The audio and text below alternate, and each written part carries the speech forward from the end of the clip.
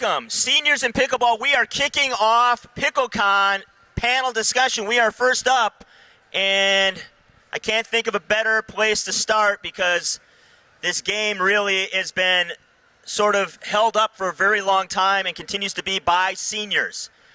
I am Mike Sliwa. I am the host and co-founder of Sliwa's Senior Pickleball Report YouTube channel and podcast, and I've interviewed several people on the stage. Through my channel, I do paddle reviews, product reviews, interviews for the pro and amateur scene in senior pickleball. And we have a very diverse panel of experts today. We have some pros that play at the pro level. We have somebody that works in Parks and Rec. We have somebody that works in wellness. And we have two people that run the U.S. Senior Amateur Organization, U.S. Senior Pickleball. So we have plenty to talk about, and of course we want to get you involved as well. So we'll go through some introductions, who's up on stage with us, and sort of their relationship to senior pickleball. And we'll start obviously with the person next to me. Let's start with Penny, and fill us in give us a minute or so about what you do, who you are obviously, and your relationship to the senior game. Hello, everyone. I'm nutritionist Penny Foskaris, and I have a holistic wellness center in California. And so I'm always helping a lot of seniors recover. We have a full red light bed as well in the clinic, but also with nutrition. So I'm also a personal trainer and a health coach. And so with the seniors, I see a lot of them in my clinic because they aren't maybe properly warming up, or they just tripped and then they hurt themselves, so we can recover faster. So that's my relationship with the seniors, and I play a little bit too as well. Good morning. My name is Paul Olin. Hello. Can everybody hear me? Paul Olin from Maryland. I play on the Senior Pro Tour and National Pickleball League, which will be here this weekend. Thanks, Rick. Rick Witsken. Good morning, everybody. Happy to be here. Thank you, Mike. So I am a senior pro player. I'm on the Champions League at the National Pickleball League. I'm a co-founder, and I'm really excited to bring some wisdom and how I've helped grow senior pickleball, and how we can help grow senior pickleball not only in the United States but internationally. You go. I'm Miles Hale. I am from Kansas City, but I volunteer here in the Johnson County Parks and Rec Department, even though I live in Missouri. The Kansas side is very kind. They give me a visa once a month to transfer over and come over to the Kansas side and teach. But at any rate, I teach 50 plus in the Johnson County Parks and Recreation Department. I was a PE teacher when I first started off, and a tennis coach, USPTA pro, quit for 40 years and suddenly found pickleball about 10 years ago. So I'm kind of the model, I guess, of the seniors that come to pickleball. But I really think it's a great sport. It's a great thing for seniors to do, and I like to promote it whenever I can. I'm sorry, but all of you that are from Maryland and other places, but go Chiefs. I can appreciate that. They do the war chant. And I'm originally from Destin, Florida, and I live out in Surprise, Arizona now, which is kind of like the hub for senior pickleball with all of our retirement communities. I'm a managing director of events and competition with U.S. Senior Pickleball. I had 10 years of that experience working with USA Pickleball, so I've been with U.S. Senior Pickleball since June 1 and oversee zone championships, national tournaments, and, all things pickleball on the tournament-related side. So we're very excited to be here. Karen Parrish. Well, first of all, happy National Pickleball Day. Woo! Right? I'm Doug Stavig. I was recently an ambassador for U.S. Senior Pickleball in Northwest Arkansas. I've been recently moved up to Central Zone Director, which I don't really know what that is yet, but I'm about to figure it out. So I usually just go around promoting pickleball, and just to give you a little background, I became an ambassador 2 years ago in Arkansas. We had 15 members, and in the last 2 years, we've got almost 700 new members in Arkansas. Woohoo! Well done. So we're out there promoting senior pickleball day in and day out, and it's so easy because there's so many seniors out there just looking for some way to get off the couch, and this is their way, and we're happy to do it. I'm Doug Stavig, by the way. Right on. Okay, I thought we would start with Penny because she works in wellness, and obviously none of this happens, none of us are playing the game if we can't stay on the court. And so, Penny, talk to us a little bit about really, what it takes for, because people come to this game every day, literally thousands, probably weekly. Yeah. And I live in a very small area where there was nobody playing. We play on some dilapidated tennis courts. We put some lines down, and people jump out there, and then, a week later they're gone for like a month because they're hurt. Mm-hmm.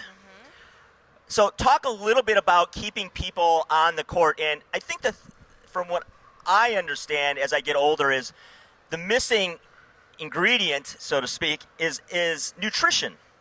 So if you can talk a little bit about that as well and what it takes to maintain not only, being productive on the court, but once we don't play anymore, we're outside living our lives, obviously thriving there as well. Thank you. So, one of the things that really is overlooked is the nutrition part of it. And no matter what sport is, but especially in pickleball, we have people that have finally got off the couch, which I'm really excited because I always tell my clients to be active. I'm like, take a pickleball, you're going to love it. It's also a social aspect, so we're working with the brain as well, too.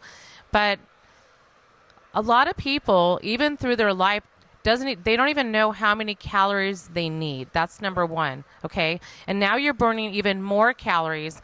And so we need to really get our body composition done. That's the first thing I recommend. And you can get that anywhere. Getting on an analysis machine, not just a $30 machine that you buy at the store, but actually going into a facility. Even a lot of the protein stores will have it in there. You just go in there, buy a protein bar, and get it done for free. But now you know how many calories is because how many you need, because it's based off of how much muscle you have is how many calories you need. And that is your basal metabolic rate. That is your minimum calories just to sustain life. And even when we're not playing, you're sitting there, you're sitting up, you're burning calories. People forget. In my desk, I have a torso. His name is Bob, and he shows all of his organs, and he has a brain. And you can see that. And I tell people, if you stayed in bed all day long and did nothing, your basal metabolic rate, that minimum, which could be 1,500 or 2,000, depending on how much muscle you have, that's what you need just to sustain life. And then Here we go play all these games, and then we're not even eating more food, or not enough food even just to sustain life. And so then we start losing our muscle, and we start getting fatigued. And then we wonder, why is my arm hurting? Why, we're not we need to actually have enough protein to build muscle too. So people have this mistake on learning of, hey, I'm just going to go to the gym and I'm going to lift weights because I want to take that paddle and I want to be able to, have it, swinging properly. But they didn't have enough protein. They didn't have enough food to sustain. So we got to look at your basal metabolic rate, and then we have to look at your activity level if you use a Fitbit or Apple Watch or the Oura Ring, you can now have your maximum. And if you're where you're supposed to be, you really should be there and not less. And if you're sitting, you're still burning calories. So I think that's the number one. And hydration, we have to talk about that as well, because it's really important to stay hydrated before you get dehydrated.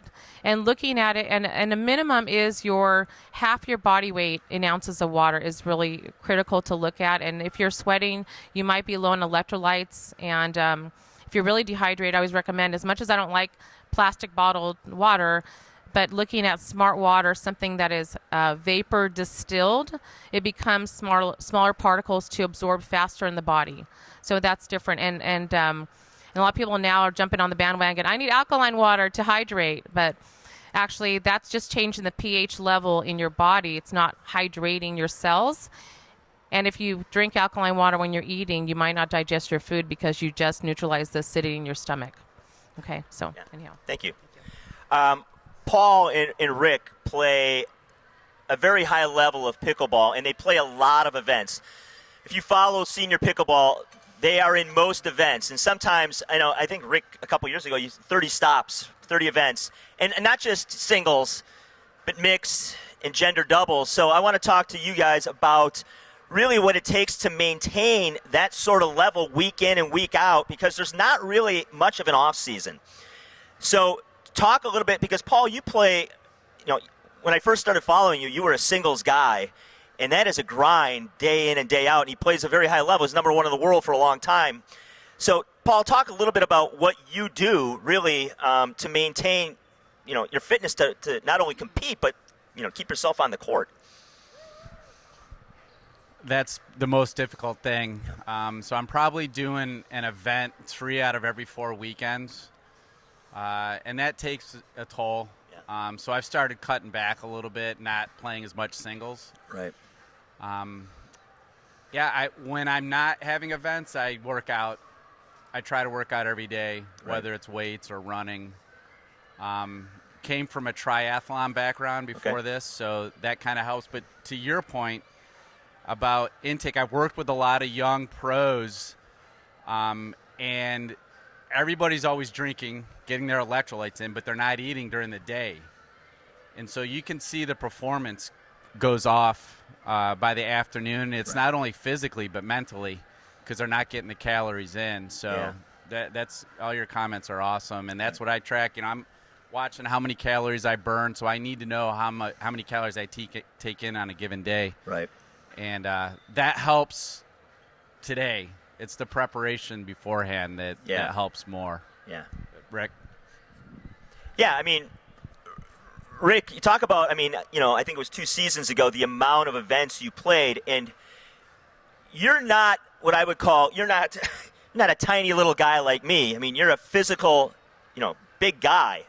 And the pounding this sport takes, I'm impressed, because I watch you and I'm like, I played, 6 matches one day, then I took a day off and played the other, I'm playing rec ball. And you're out there competing for gold medals, and you're on the like Paul, you're on the podium a lot. So talk to us about, your secrets, so to speak, about staying healthy and staying on the court. The reality is that I want to be an ambassador for all shapes, all sizes. Yeah. And our league, National Pickleball League, obviously we're 50 and over, but the goal is to have competition challenge everybody, and especially those 50 plus. I had a singles match against a really, really good player, and I didn't beat him as much as I'd lose to him, but I did beat him in this match. And he talked to me after the match, and he said, Rick, he said, I hope you don't take this the wrong way, but how do you do what you do being the size that you are? Yeah. And I said, well, Paul, I said, the reality is you bring out the best in me. Yeah. And truthfully, the competitive drive is what helped me on that journey of 30 weeks. Obviously, there's certain tours that award more money. There's rankings and status with that. I'm really proud that Paul and I have shared a lot of live streams and coverage from those matches. So, I wish I had Penny in my backyard because I don't think she'd like my diet right now. But I could benefit from people like that. And the truth is that, God blessed me with a decent body and where I haven't broken down too much. Yeah. But we all have so much tread on our tires, right? And I'm literally thinking about that right now. I think Paul's played more than me in the last year, and part of that for me is I don't want to wear down when I'm 54, 55, 56. Right. So to me, it's more of a marathon than a sprint. For sure. And you guys know that we have all these people that are so into loving the game 3 times a day and want to start jumping into mega tournaments. I don't recommend what Paul and I have done for the last multiple years because it is taxing. And luckily, I haven't had a big injury to keep me out too long. But I do think with nutrition and balance of how many tournaments and also knowing your body type and everybody's different, big, small, in between, to calculate all of that. And there's not one secret sauce because I don't play as much as a lot of these other people, but I'd certainly love to compete. And for me, that's the driving force. Right. Miles, who's next to Rick, works in the recreation department, Parks and Rec, gets to see a lot of amateur people coming to the game. He's a coach, he's a teacher. And talk to me, Miles. You see people coming to this game every day. And, somewhat on the same vein here about people sometimes people haven't played a sport ever, or sometimes they haven't played something in years and they want to get back into it and they have that competitive drive. What are you seeing on the ground level for people coming to this game? Do people warm up? Like where I play, I'm one of the younger people where I play, and I'm warming up for 10, 15 minutes sometimes, and people are out hitting balls. And I'm like, how do they do this? But then sometimes I don't see them for a week or two because they're hurt. So talk about what you're seeing out there as people come to the game, because you've been playing for 10 years. So. Yeah, I should say I'm 78, so I'm probably the senior one up here. I'm a little bit over the 50 mark. And I came here to lose weight. And as many of you can see from the example on the stage, my program is going extremely well. I work on it at least 3 or 4 times a week. I play. I do teach. The students that I see, of course, are all 50 plus because it's part of the 50 plus program with the Johnson County Parks and Rec Department. A lot of the people that I get in are looking for something to do that is less strenuous than tennis. I get a lot of tennis crossovers. Most of them are 50 to 60 years, not up towards the 80 like I am. I was going to play my first tournament about 6 years ago, and I'd found a really pretty good partner, and we were going to play. The day before, he came out to Belton, which is way south of Kansas City here. That's what the Kansas Cityans think, we're way south. It's almost to Oklahoma to go down there. It's all of like 20 miles.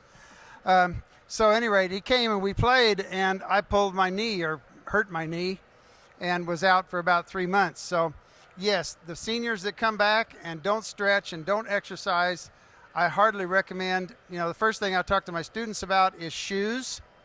Getting shoes that will work on the court. You need a wider shoe, not a running shoe. I talk about paddles and weights and tennis elbow and using lighter paddles when you start.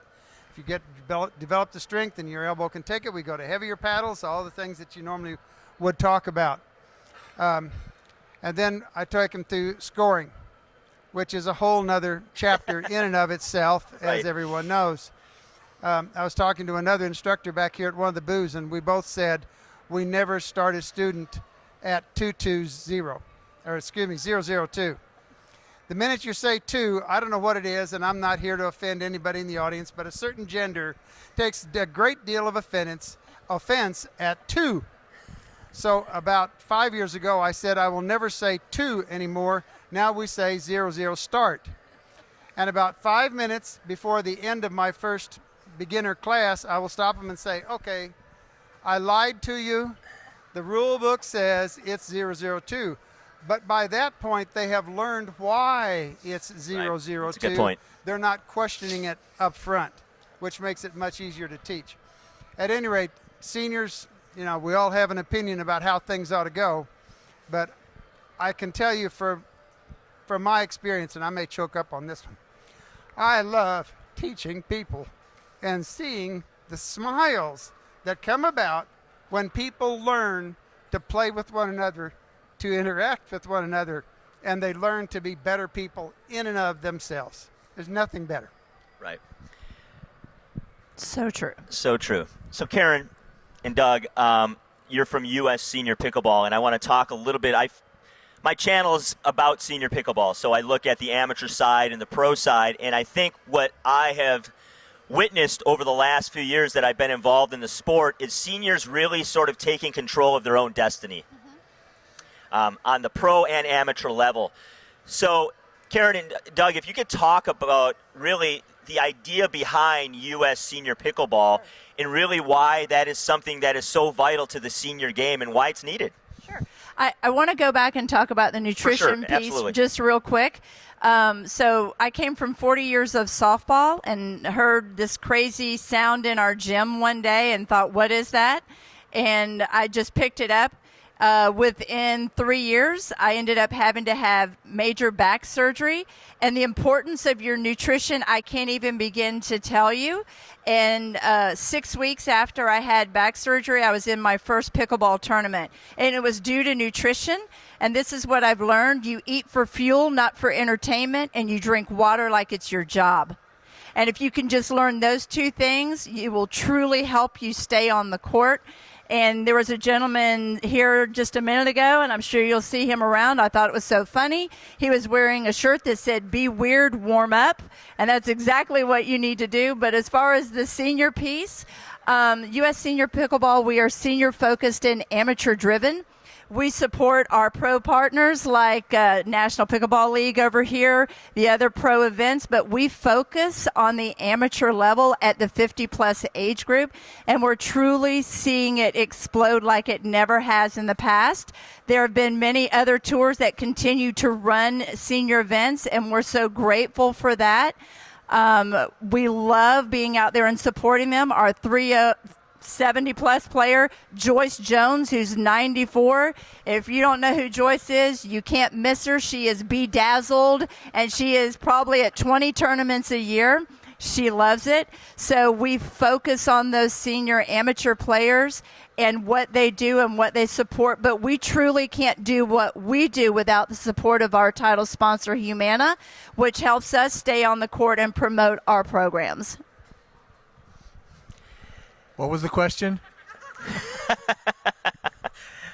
So, Doug, you started off as an ambassador, and now you've been promoted, so there's a little bit of pressure on you. Talk about really the momentum you've gained, and really what's your approach for getting people into the game? Because the numbers you were telling me about, the people that are starting to come to your organization, and you want to become obviously something that is recognized nationwide. What's your secret? What have you done to get people involved in U.S. Pickleball, and why is U.S. Pickleball important for seniors? That's a great question, and I got to go back to Miles here. He has a passion, just like so many of us up on this panel, that we just love to see seniors out getting off the couch. Because I retired about 3.5 years ago, and all I did was I thought my job was to watch Netflix and drink Dr. Pepper. I thought that was my goal in life. Yeah, not a bad goal. And about a year later, my wife said, "I don't think so. You're going to wind up going to see Dr. Na in Houston." Y'all seen that show, 600-Pound Club? I was on my way. So anyway, she said, "You're not dying on the couch. You're going to be around a few more years." But, just seeing people out and getting off the couch and getting active in something, because a lot of you people know when we become a senior, depression sets in if we don't have something to do. And now that we've got this avenue, pickleball is just an avenue to give them something to do and become socially active. There's a lot of seniors out there that don't have anybody. So our senior club in Northwest Arkansas become a social club.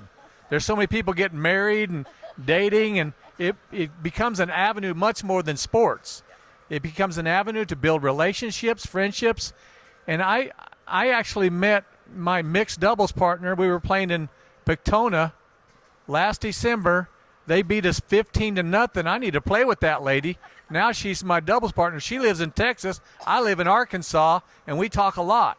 So those relationships are just across the board so important. Once you have that relationship, it's something that never goes away. We're almost closer to our pickleball family than we are our actual blood family. Some of them people I don't even like, but I love my pickleball family. And like Rick and Paul down there, I started out at a 2.5, and now I'm 4.0. In the last 2 years, I've played in over 30 tournaments, and I've ran about 9 or 10 tournaments on my own. And it's just such a wonderful avenue for us to meet so many people. And being an ambassador, I'm privileged to meet so much more people than just the average pickleball player, but it is very rewarding. And just like Miles said, we're so passionate about this, and with seniors, it's our bloodline. We want you guys to be a part of something, and U.S. Senior Pickleball is that avenue. So our booth is right over here. We'd like for you to come visit us, and we're going to tell you how to become part of the most important family that this sport has to offer for seniors. Yeah, I played in the Nationals a couple years ago, and it was the best run tournament that I've been involved with. And I was an ambassador, and I've interviewed people from the organization, and it is first class, it is top notch, and you feel important. And I got the same feeling when I've attended National Pickleball League events. And I'll give you a little bit of background. I narrated a documentary that should be out sometime this fall. It's called Dream Breaker, a pickleball story. And it's about the tour wars. And for those of you that don't follow pro pickleball, well, bless you, because it's drama. But if you go to watch senior pros play and you follow the senior pro game like I do, it is so refreshing to see something that is not only well run, but people are treated very well. They're treated like professionals. So, Rick, you're a founder of NPL, and talk a little bit just off kind of the question that I gave to Karen and Doug. Why did you feel a need to really take things into your own hands and really kind of shape the destiny of the senior pro game? You know, to your point, Mike, the 50-plus player that tries to play at their highest level and does and is truly a professional, it's an impressive form of pickleball. And I'm not just saying that because I'm a player. I enjoy watching my fellow senior pros, men and women, play their matches. Absolutely. They're good. Get out there and watch this weekend because it will blow your mind. We're going to be right back there in the National Pickleball League. But, you know, I don't even want to say that anybody slighted the 50 and over, because we all know this is the wild, wild west where pickleball is blowing up in different capacities, and there's only so much bandwidth for people to embrace the open pros. But, you know, pickleball and golf are sports you can play at such a high level, you know, as you get into 50. And so really, I remember Beth Bellamy, my co-founder, along with Michael Chen, you know, we'd sit at these tournaments thinking, man, we're at these tournament sites for 14 hours a day, and you never know when you're going to go on, and then you end up like looking at your prize money check, and oh, by the way, it's like $500 less than it was the year before. Clearly, the validation for our efforts was being diminished. Sure. And that is the sole reason why we started. We started talking to players like Paul and others that, hey, you know, we've got to do something to show that these people, look, even if you're 35 or 40 and you're an open pro player, you're in purgatory for pro pickleball. Yeah. You're not winning much at 35 and 40, 45. So for people to have that, just they're salivating to move into 50. I mean, I don't know about y'all, but I think before pickleball, people weren't excited to turn 50. I was excited to turn 50. I couldn't wait. I'm like, wait, my birthday's January? That sucks. I want to be born in December, dang it. Yeah, I lost a whole year, and Weinbach's 2 months older than me, played for a whole year. I'm like, this is bull crap. Yeah. So to give the excitement to that, Mike, you know, everybody's got a story at 50. You know, they were working their butt off in their corporate America, or they're raising children, and don't we all deserve to now, like you said, grow it for our second? You know, how much runway we have, we don't know, but I know why you're in tears when you're starting to talk about this, because we had a combine that brought people from Singapore and from Australia. There's never been a combine in sports history, in sports period, and we had a comment like, hey, show your stuff to people that actually want to watch you. Right. What's the average number of people that are going to watch a 50 and over amateur match? 0? Probably. Right. But now people actually care about you and your abilities, and so just to give that kind of boost, I have a little green or more pleasant picture. I don't think people are just sitting watching Netflix and drinking beer, but at 50. Bummer. But my dad's 94, and now I know he's got a mixed doubles partner in that bling gal. But I just think it's so healthy in so many levels. I mean, the stories we've heard with the guy that's on my team that has Parkinson's, and now it's kept his Parkinson's at bay. It's unbelievable. So we're here as a senior panel, and all we're just saying is, hey, jump in the game, make it specific to our people, and you're going to enjoy benefits you never thought could exist, because I didn't know 10 of the benefits of being a co-founder that existed for us. It's magic. Yeah, it is magic. And I think that's what's really, you know, you mentioned the Wild West, and if you just look around the convention center here and you look at the different booths and vendors and the people that are on panels coming up later today and in the week, you see that we are trying to find our way in this sport and what it means to be, you know, part of this community. And that's what I'm getting from the stage here is not only I went to the vendor mixer last night, which was wow. So if you got to go to that, congratulations, that was amazing. But the camaraderie of this sport, not only from the amateur level and the amateur organizations to the recreational levels to the pro level, and then people trying to keep us on the court so we can experience that community, is fantastic. I introduced a woman that I live in a small community, and I introduced her to pickleball, and she sent me a picture yesterday, and she was next to the banner we have for our club, and she was excited. It was the first time she had ever hit a pickleball in her life, and she's super excited to play. She's nervous. She doesn't know if she wants to become part of the group because she's not good enough in her terms. But I just told her, I go, if you just show up. And I think that's what I'm getting from this is like people come out and they want to play and they're just welcomed. And in some terms, they are loved. Not a lot of people have communities sometimes, and it can be a very isolating life. But this sport, for whatever reason, I know Steve Kuhn said a couple years ago that, pickleball can, save America, save people's lives. And I just kind of scoffed at it. But now that I see what's happening and I listen to people like Miles, he's right. This silly little wiffle ball game, for whatever it is, has had an impact on us, and it's fascinating to see at this point. So I want to go through everybody one more time and have a few words, and then I want to open it up to the audience for questions. But talk about what this game really has meant to you if you haven't done it already, or where you see it going, because we are at a point where it's all comers. I mean, you look at the technology is changing. I'll give you an example right here. This is a 3D printed ball. It's different, but it's quiet. You look at the paddle manufacturers. You look at how the game's changed, Miles, in 10 years since you started playing and what you can do with a paddle now compared to what you used to be able to do. We talk about nutrition and how those things are changing and the different types of water you can drink. So what are you excited about? What's coming up? Because I can't think of a better time to be involved in this game. And if you're not highly involved in this game, you're probably not sitting in here yet. But I recommend that you get involved. So let's start with you, Penny. What are you excited about? What I'm really excited about is in the past, people, again, were at home just watching Netflix or doing nothing, and now we're trying to get them off the couch. But now it's something that we can continue, and as we get older, there is an activity that's, because someone's like, okay, I never was really active, I'm kind of slowing down, and I can't just go join a baseball team or a tennis club that they're not going to accept me because I'm not at their level. But with pickleball, it's a community that welcomes you really into at any level. It doesn't matter. Like you said, there's amateur, pro. So before, like I said, it was like, oh, you want to go watch the pros, and then you're like, oh, I want to start something, but they're going to look at me kind of funny, but not in pickleball. And I'm excited because I always wanted to make sure that people stayed active. I always told myself that, when I retire, if I'm in a home, I'm going to be walking down with my walker down the hall saying, Marge, come on, it's time to take our rounds and go around the hall because we're not slowing down.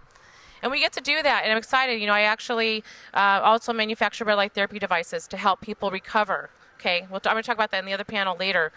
But the thing is we need to keep our circulation going. So for me, I was like, how can I get people to be able to keep moving?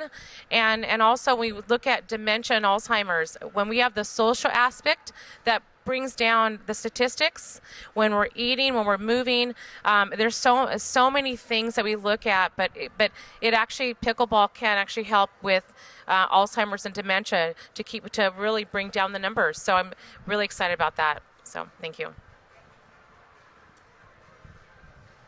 What am I excited about? NPL. So, thank you, Rick, and the other co-founders. For me, pickleball is scratching the competition itch that I have. I've just always been a very competitive person, and pickleball solves that. But what was missing for me, when I'm in a competitive mode, I don't like anybody. But NPL brings that. It's still competitive, but there's many, many social aspects to it, which I think has been very rewarding for the league, for me personally. And you get to know these jerks on the court are actually really good dudes, and you like hanging out with them, and you just I've met so many people, made what I think are great friends through that league, and it's just, that's what pickleball is about community, and I really get a great sense of that through MPL. So thanks, Rick, and I'm looking forward to seeing where MPL goes next. What's interesting is that Paul and I cultivated a relationship over one of those long rain delays. In fact, we were at a tournament outdoors, and our event was fully rained out, which is kind of a drag. But we called each other that morning and talked, and Paul brought an incredible ball, the Gamma Chuck ball, which I love, and brought their existence to the NPL. And I'm very appreciative of Paul of that. And the reason I'm telling you about this is because Paul and I are very different people. And this is what getting seniors together can cultivate. And, I mean, look at him. He's got no body fat, and he's short. And I'm tall, and I have body fat. But aside from that, mentally, he's above average. Sorry, I apologize. But really, I mean, he's got a smartwatch and knows how to operate one. I don't care about a smartwatch. He looks at his intake of calories. No offense, Penny, but I don't do that yet. I need to get there. But this is what pickleball does, right? It connects people that wouldn't normally be connected. And there's mental health issues for people 50 plus all over the place. I had one of our NPL players tell me that she adopted a child, and it was actually starting out as a foster care of, I'll just say that the child had many behavioral disorders. And then literally week by week by week, this student became an issue within the school, so they should take him out of school. The amount of stress that her and her husband had to endure for being there for a child that needed a home is unbelievable. And she went into depression. And I'm not going to obviously mention her name, but she just said that pickleball and now the National Pickleball League has totally given her this new outlet that has made her life so fulfilling. And that's what it's about, because it's not just about National Pickleball League. It's about what you do at your place, Miles, and what you guys are doing for it's everywhere. So I hope you guys, in listening to us today, can go home in any capacity, have the senior crowd be much healthier. I mean, I was literally doing a camp yesterday in Aspen, and I had one of the most difficult students of any camp, and I've been doing a lot of camps. This lady was not nice to anybody. And in fact, I paired her with one. I'm not playing with her. This is in front of her. She's not good enough. I play much better. This lady's 75. Oh my gosh, you've got to be kidding me. So I honestly think I can be a psychologist having done all these camps at this point, but to try and help, she's coming from a dark place to behave like that at 75 years old in front of another human being. That's not nice. So I think that we all can help. Not everybody's healthy at 50, mentally or physically. That's what I encourage. We're going to try and go an international flow with our NPL, which will be awesome because we love people from other countries too. And it sounds cliche, but I do think it'll save the world. So that's what I'm looking for, is just it continue to weave its magic there. It's going back to you. So the talking that has been going on, I want to say that, first of all, I'm lucky. My wife likes to travel. So I spent 20 years in Texas. I was born here in Kansas City, but I have played all the way over in the Carolinas. I played out in California. I used to go up and film a TV series in Canada, so I played a lot up in Canada. Every place that I went to, every public club that I went into, the group said, "Hi, would you like to play?" Yeah, I would. The group at Belton, where I belong and play a lot, we know everybody's birthday. We know what they do. The family thing comes in. And we go after we play, and we go down to the local restaurant, and we usually exchange birthday presents. It's just like literally having a family. That kind of mental, social involvement is critical to anybody who's getting to be a senior. As a PE teacher, that's what I got my original degree in. Everybody expects me to say, well, you need to build your core strength. Yeah, okay, you're going to build your core strength if you come out and play pickleball. What you really need to think about is that thing up on top is just like a muscle. It will atrophy, depreciate, if you don't use it. So any software program a watch that you can learn to use. Anything that causes new gray brain cells is critical. And learning how to score, learning how to play pickleball, paramount. It really puts a strain on the brain to learn, and that's really what you want to do with your body, is keep it active, keep it going, so that you don't wind up with a walker or a cane going down to play pickleball. Absolutely critical. And getting people involved, that's why I do it. The more people we get involved, the more the sport grows, the more people get better, and the more we interact with each other. So anyway, get out there and play, and bring your friends along as you do it. I'm excited for the passion of a sport that will never die. Yeah. We're not going anywhere. No. And we're just getting bigger and better. And that is something to just really light your fire. I'm excited that I've played in tournaments with my son. I'm excited that I'll get to play with grandkids one day. I'll never forget a group of pickleball players back home when we found out that pickleball was going to be on a commercial. We met at a sports bar, and we brought all of our pickleball stuff there, and we cheered. Now every time you watch TV, a pickleball commercial comes on, we're like, yes, that's us, you know. And it's just exciting to see that the vision that the creators had many, many years ago with a wooden paddle and where we've come to now. Right. And we're still at the beginning stages, and it's because of every one of you out there. I'm excited that when I go into an airport and I wear a shirt that has pickleball on it and someone comes to ask, and I'm like, oh, yeah, let's go talk. You know, and just bringing that passion and that vision to them and opening up opportunities that they never knew that they had. And so with us at U.S. Senior Pickleball, we want to continue to drive that passion and that vision and give them that love and joy that we see every day. So here's what I've learned about pickleball. Never, never, never underestimate your opponent. Word. I played in a tournament in Pictona last year. The guy walks up, and I bet he weighs 4 bills. I'm going, I'm taking this guy down. 5 minutes later, it was 11-1, and I was licking my wounds. So never, nutrition's important, but never underestimate your opponent. And the other thing is, if you've played pickleball for any length of time, think about how many people you've met through the sport that you would have never met. This sport is truly an avenue for long-term and lifetime relationships. I have met people all across the United States, and they still stay in touch. Matter of fact, I talk to some of them people more than my real family.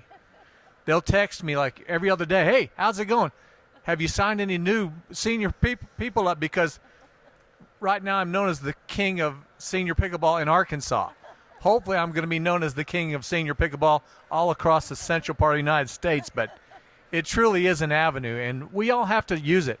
And it's not just to everybody up on this panel, but it's up to each one of you to take this message and go deliver it to people that need you. Your next door neighbor sitting over there on the couch drinking Dr. Pepper and watching Netflix needs to get off that couch Or Hulu. and get out and become socially active and be active in this sport that just gives us an avenue to just do what God has given us, and that's the ability to get up and walk and hit the ball around and have fun and laugh and build those friendships. So it's not up to us. It's up to everybody out there. And just continue to deliver the message, and that's get up and play. Right. Thank you. I want to open it up for folks that have any questions. So if you have a question, maybe come on up. I'll give you the mic. You can ask it. Anything we've covered or anything we have not covered.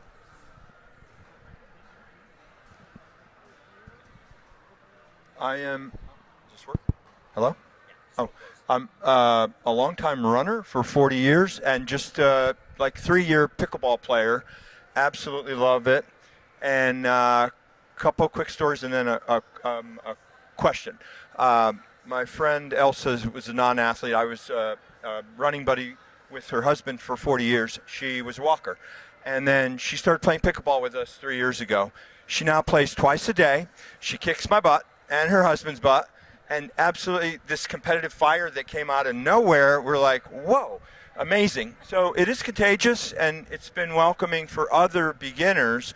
I do want to say in Maryland, where I'm from, we just announced 25 high schools in Montgomery County, Maryland, will have pickleball as a varsity sport. And I have 2 daughters, and my wife and I said, you're going to do a sport, and they were kicking and screaming. We said, hey, cross country doesn't cut. And they did it, and at the end of the season, they would say, I said, how'd it go? We loved it, except for the running. Now, with pickleball, they love it, and it's just a welcoming sport for beginners. Question is, the one negative I hear about pickleball is the sound. And I saw the last topic on the discussions is sound noise mitigation. And, oh, wow, maybe it's the 3D. It's the 3D? That's it. That's it. The 3D ball is wow, you answered it. Any other comments about sound? Because that's about the only negative I hear is people that are neighbors that hear it, and I'm like, hey, get some headphones. That's right. You know what's funny is the sound. I was like, I think it's not the ball. I think they think that people are being too loud because we're having fun. But people have to remember that is life. I had a neighbor up the street, my kids are little, and she used to call the neighbor down the hill and say, can you tell your kids to be quiet in the pool? And I'm like, are you serious? That is life. I love hearing the kids. So I think as people are more, they come to love the sport and just talking about it, and have to remember like that quietness that you were just hearing because nobody was using that basketball court or the tennis court that wasn't being used as much is now people out there living their life and enjoying it. And we have to really help them shift their brain to remember that listening to people playing is life. So that's what I want to take, because I've been wanting to talk about that, because I hear that all the time, like, oh my God, we're getting people off the couch and it's not quiet anymore because they're not in front of the TV watching Netflix, drinking Dr. Pepper. So there you go. So the one thing I have to say about the sound is if you guys have been here and you have watched MPL, then you know when Rick is on the court. And it's not the ball. So if the ball is truly bothering you, then clearly you don't play the sport. But, I mean, it's unique to what pickleball is the sound of that ball popping off of that paddle. Put barriers up on your fencers or whatever else is necessary. I love the sound of it. It's the sound of joy. It's the sound of activity. So that's what I would have to say about it. So the next thing you're going to see, you drive down these interstates and see the big concrete walls? Right. They're going to be concrete walls all around these pickleball courts everywhere, so the sound can't get out. Right. Yeah, the ball's interesting. It's a ball a buddy of mine received from somebody from HP. So that's something that's coming along. We'll see what happens with it. It's a little bouncy for me. Question mine. Here we go. Speak right into it. Hi, good afternoon. My name's Karen Butera, and I'm the founder and creator of Pickleball Singles Mingle. We started as a Facebook page for a way for single people, not married, not connected, to connect with each other and play pickleball and hang out together and have fun. And it's taken off like wildfire, and we now have 16,000 members. There's about 40 of us here. Randy's here. We're all from across the country, and we've formed this great, remarkable relationships, and that's what pickleball has done for us. So I encourage, if anyone is single, not married, we don't take anyone on the down low, by the way. But we're a great group of people. We travel all over the world. We play pickleball. We hang out, and we've only been in existence for 2 years. So if you have any single friends, and it's not just a dating hookup place, it is for connections and friendships first. So we love it, and thank you all for what you do for the sport. We really appreciate it. Thank you. Any other questions from the audience? Anyone? Bueller? Anyone? I'd just like to know if all of you could pick... Got it? Okay. If all of you could think of one thing to improve pickleball for seniors in your local community, what might that be? Dun, dun, dun. Well, for me, I think it's communication, honestly, because there's a lot of people out there that don't know that pickleball is going on around them. They're not invited. I will say that in certain places, it's an exclusive area. You'll find people that live in retirement communities where it's just for their members, and that's okay. But if you're a member and a lover of pickleball, go to the local court. Invite people out. Put it on your social media. Put flyers out there and then bring them out. And that's how you're going to build a community. And who knows, maybe they'll buy one of those houses in your 55-plus community and move in. But for me, it's communication and letting people be aware of what's going on around them. Exactly. The communication part is a big part of what we do, but mostly it's get them to feel comfortable on the court. I don't know how many people walk out on the court. They're a 1.5 or 1 or less than that even, and that you stick them with a 3.5 or 4.0, and that's not fun for anybody. But we got to get them out there and get them educated about the game and let them play with people their own level so they can get comfortable about growing into the sport. So that's my big takeaway for new people, new seniors coming into this game. Just get them matched up with somebody of their own skill. You know, my one suggestion would be to look at what happened with tennis in some regards. I'm from a tennis background, and I do think walls were put up in that world. And yes, this sounds like a utopia, but I really hope that pickleball organizations work together to make this a wholesome experience. I mean, I've never heard of this, Recreational Pickleball Player Association. You have USSP. You've got a lot of representative senior operations already. Working together can make this so unbelievable. The sport's been unbelievable to us. Why would we not want it to be unbelievable to everybody else? If they feel like it's this club versus that club and this league, but no play in this league. And I just hope because trust me, I've seen the good, the bad, and the ugly with tennis, with the USTA leagues and the nastiness. And look, I'm a pro. I'll play with a 3.5 any day if I'm near the park and with my wife. And I think we all have to be more open-minded and not so go down that rabbit hole that we've seen in the tennis world. So let's kind of learn from our example, and let's all get better to include all the operations and synergies. I'll second that. So far, I really wanted to emphasize about the community that I'm part of, where we all know each other. But that's a key to why pickleball, I think, has grown so fast and grown exponentially across the world, is the fact that we don't have that clique that I won't play with them, I won't do this with them. My goal is that everybody should play with everybody. When I was first starting out, we had some very good players that came in from Columbia, Missouri. And they were 4 women. They were all, I'm sure, 4.5s or 5.0s. I was like 2. And one of the ladies said, I'll play with him. I have never forgotten her. She was standing back here a little bit ago. But so good that people will share, and that we don't get that click that I'm better and I can't afford. Right. You can't grow this sport if you have that attitude. You've got to get out there and you've got to share, and you've got to assimilate everybody that you can possibly get into this sport. It only makes it better for all of us. Right on. And on that note, thank you, everyone. Thank you, Penny. Thank you, Paul. Thank you, Rick. Thank you, Miles. Thank you, Karen. Thank you, Doug. And thank you, audience, for kicking off the panel discussions at PickleCon 2024. I'm Sliwa.